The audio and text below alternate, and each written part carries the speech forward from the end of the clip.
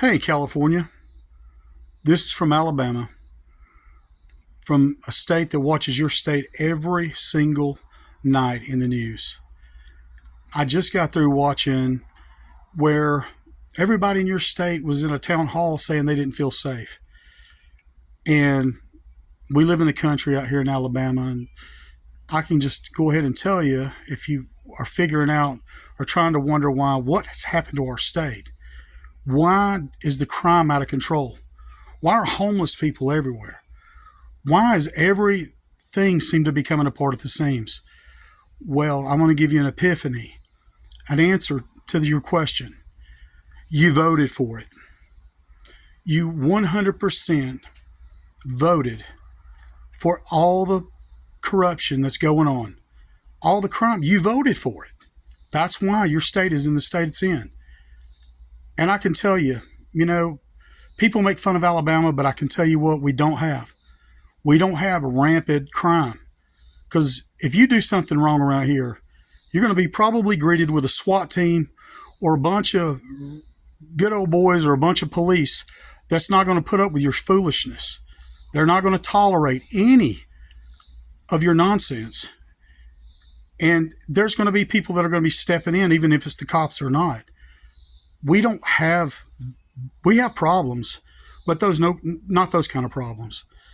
We have a meemaw for a governor, Kay Ivey. And you know what? Whether we like her or not, you know what? She stands for our values, our principles. She's a reflection of what we want as a governor. And if we vote her out and get somebody else in, it'll be the same thing. Somebody that we think is going to stay on track with our values. So if you've got corruption, California, if you feel like your state's about to break off and fall off into the ocean, or you're on the verge of apocalypse, just again, you voted for this. You've got a governor who's a smooth talker, good-looking guy, sharp, but you know what? He is doing nothing to help your state, nothing to help the homeless situation, nothing to help the crime, nothing to help your tax system, nothing to help anything about your state. So before you go to that town hall and complain about crime, before you do anything, just remember this right here. The whole country's watching your state. The whole country is watching you. And before you do complain about anything, ask yourself, how did you vote?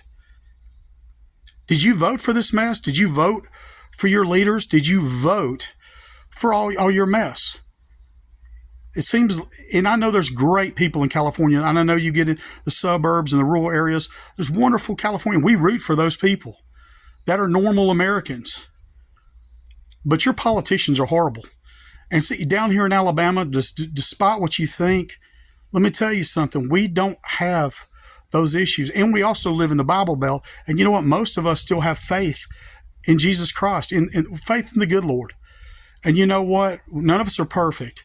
But we use that as our foundation for every decision that we make is based in our faith.